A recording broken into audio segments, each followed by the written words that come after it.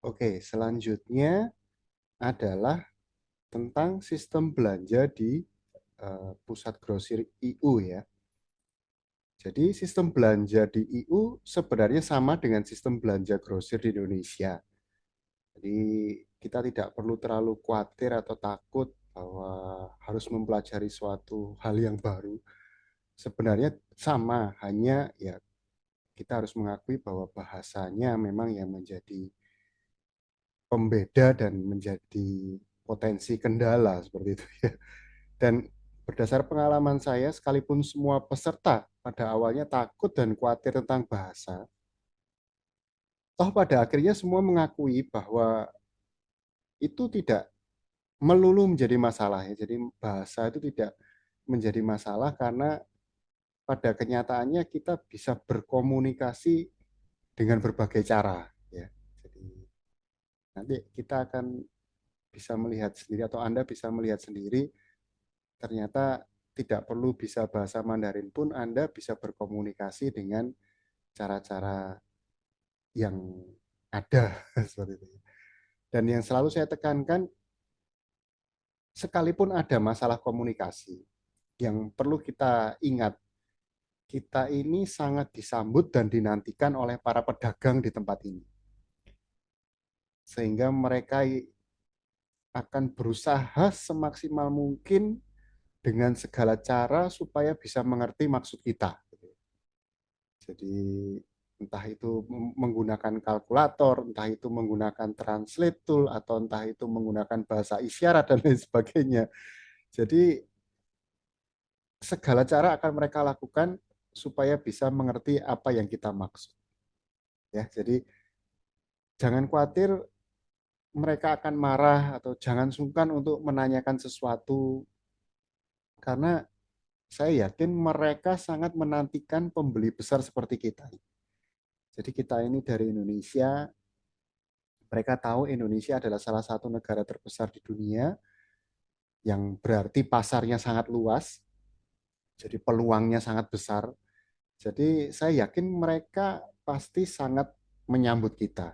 Jadi dalam hal usaha komunikasi antara kita sebagai pembeli dan mereka sebagai penjual itu jangan sungkan atau jangan takut atau jangan khawatir karena kita dalam posisi yang sangat dinantikan oleh mereka sehingga mereka akan berusaha dengan segala cara untuk bisa mengerti apa yang kita maksudkan gitu ya.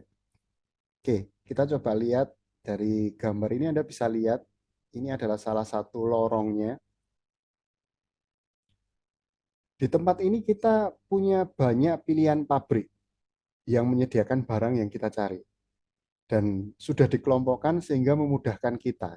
Jadi lantai satu, distrik satu itu mainan semua dengan bunga plastik. Kemudian di distrik 2 itu alat dapur, kemudian perkakas, kemudian elektronik. Jadi sudah dikelompokkan ratusan atau bahkan ribuan supplier menjual barang yang sama saling berdekatan. Gitu. Jadi mereka memang tidak takut untuk seperti itu karena mereka semua pabrik dan harganya memang sudah bagus gitu ya. Jadi kita itu memudahkan kita untuk membandingkan baik harganya, minimum ordernya, atau ready stocknya dan sebagainya gitu ya. Jadi memang biasanya ini ya, peserta tidak langsung bertransaksi di saat pertama atau di kali pertama datang ke suatu toko atau supplier gitu. Tetapi biasanya membandingkan dulu 2 sampai 3 supplier untuk barang yang sama. Dan itu adalah hal yang sangat biasa di EU. Dilakukan oleh semua orang dari seluruh dunia. Karena memang itu grosir ya, pembelian besar. Jadi mereka memang memastikan bahwa mereka mendapatkan penawaran yang terbaik baik dalam segi harga maupun minimum quality, minimum quantity gitu ya, minimum ordernya, kemudian mungkin apa varian varian barangnya atau harganya, apa warnanya gitu atau tipenya banyak hal gitu ya, dan itu silahkan kita membandingkan. Jadi itu adalah suatu hal yang sangat biasa nanti ya kalau Anda masuk ke sebuah toko kemudian bertanya-tanya Mungkin mengambil satu dua foto gitu ya. Jadi supaya tidak lupa barangnya, difoto aja dengan harganya ditulis di sampingnya, minimum ordernya satu karton isi berapa, kemudian mungkin ukuran kardusnya berapa kali berapa kali berapa, beratnya berapa kilo, silakan ditulis. Kemudian biasanya difoto untuk memudahkan dengan kartu namanya. Kemudian kita bisa meninggalkan toko tersebut tanpa membeli. Mereka tidak akan marah karena itu sesuatu hal yang biasa. Mereka pembeli seperti kita mengumpulkan informasi dan kemudian uh, jika memang cocok maka kita akan kembali lagi ke tempat itu. Ya, jadi sekali lagi jangan khawatir untuk memulai komunikasi dengan mereka. Beberapa foto saya tunjukkan bahwa mereka sangat-sangat antusias kalau ada kita datang ke situ ya untuk melihat-lihat. Jadi mereka akan melayani, mereka akan memberi informasi-informasi yang kita butuhkan. Nah, dan karena seringkali memang orang itu datang itu tidak langsung bertransaksi, tapi mungkin baru kedatangan kedua atau ketiga atau keempat dan seterusnya baru bertransaksi gitu ya. Maka mereka pasti punya yang namanya kartu nama atau mingpian ya dalam bahasa Mandarin. Itu sesuatu hal yang pasti ada di setiap supplier. Kenapa? Ya itu tadi, karena supaya calon pembeli ini kalau memang barangnya cocok atau sudah cocok dengan yang dia tawarkan, itu bisa kembali dengan mudah. Jadi kalau Anda ingat cerita saya tentang pusat grosir ini adalah panjangnya 4 kilometer, kemudian tiap gedung itu 3-4 lantai, kemudian satu lantai itu ada 20 lorong. Jadi seperti perumahan seperti itu ya. Jadi banyak gang, kemudian banyak apa lorong-lorong yang identik, yang sama. Jadi kalau Anda tidak memiliki alamat jelas, nah Anda bisa menghabiskan waktu hanya untuk mencari gitu ya. Tapi kalau Anda punya alamat jelasnya, dengan mudah bisa kembali ke tempat itu. Jadi nanti seringkali kita kalau memang tertarik dengan suatu toko dan berencana untuk kembali ke situ, kita akan meminta kartu namanya. Jadi kadang kita sambil lewat saja karena memang rombong. Hari pertama biasanya kita rombongan kan. Jadi kita hanya lewat saja ya. Oh, ini besok saya mau ke sini untuk bertanya-tanya lebih jauh. Dengan Anda silakan masuk langsung minta kartu nama. Setelah itu Anda simpan, Anda besok waktu kembali Anda tinggal melihat alamat di kartu nama seperti itu. Ya. Jadi sistemnya sudah sangat bagus dan ya mereka sudah apa ya, memang sudah diakui oleh seluruh negara di dunia bahwa ini adalah satu tempat yang jujukan para pedagang dari seluruh dunia gitu ya. Nah, apabila memang Anda sudah membandingkan beberapa supplier dan cocok gitu ya, nanti tinggal transaksi gitu ya, tinggal transaksi. Nah, sebagai bukti transaksi biasanya nota sepanjang semacam ini. Ya, jangan khawatir ya, memang bahasanya Mandarin bagaimanapun juga ini tulisannya lokalnya China ya seperti ini gitu ya.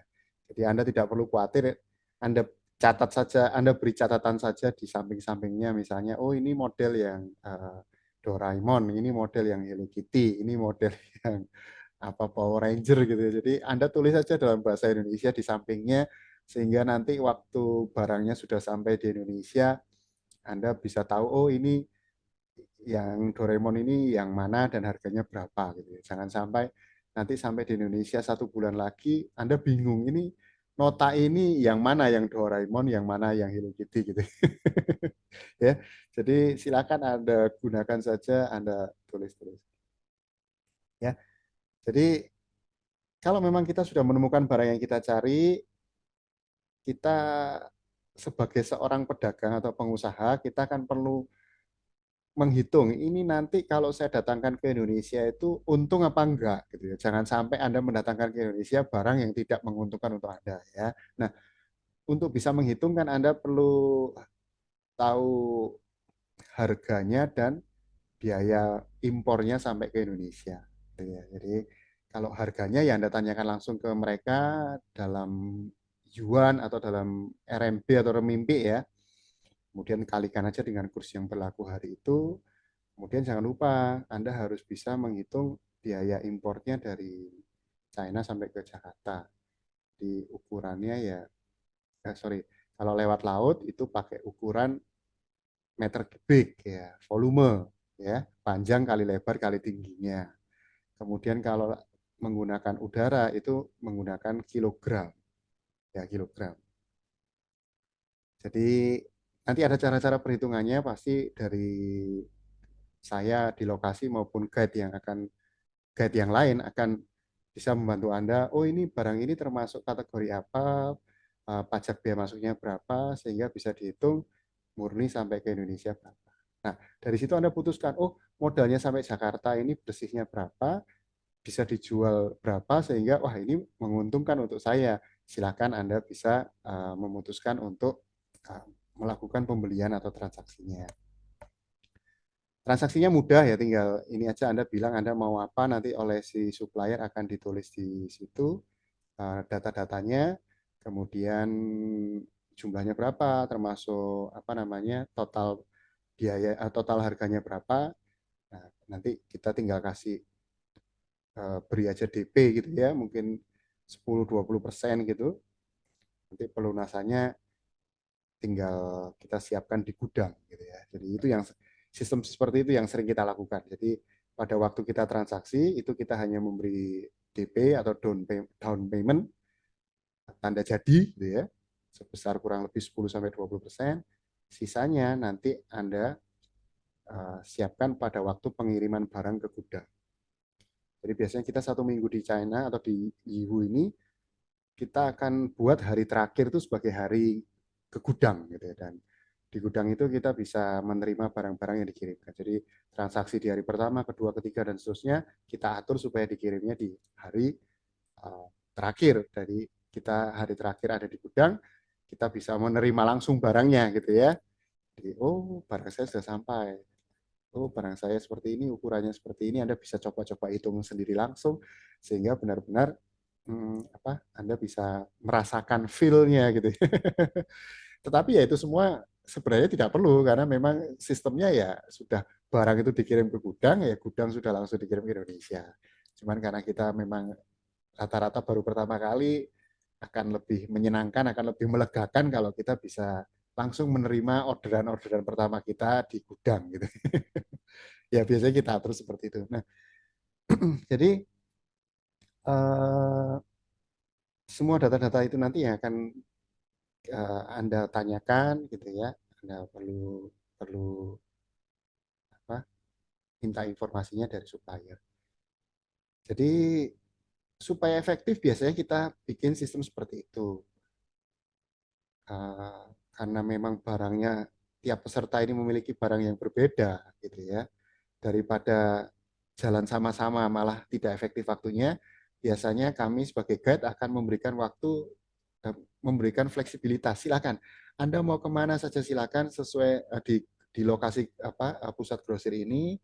Anda misalnya Anda dengan elektronik ya silakan ke distrik 2 lantai 3.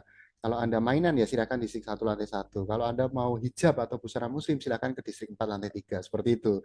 Jadi nanti semua menyebar sendiri-sendiri seperti yang saya pesan tadi, nggak perlu khawatir karena bahasa bukan menjadi masalah gitu ya, bisa bahasa pakai isyarat-isyarat Tarsan, tinggal tunjuk aja, berikan kalkulator, dia sudah tahu bahwa oh dia kita mau tanya ini barang harganya berapa gitu ya.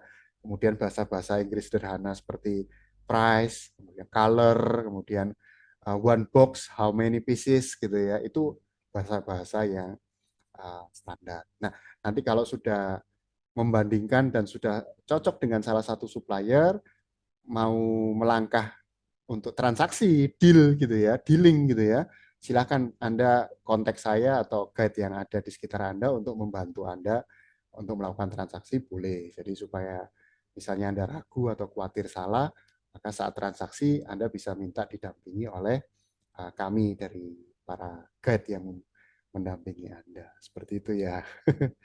Ya, jadi eh, sekali lagi sistemnya jangan dianggap susah, tapi samakan saja dengan sistem kalau Anda kulaan di Jakarta atau mungkin di kota-kota besar Anda gitu ya. Cuman tantangannya adalah perbedaan bahasa.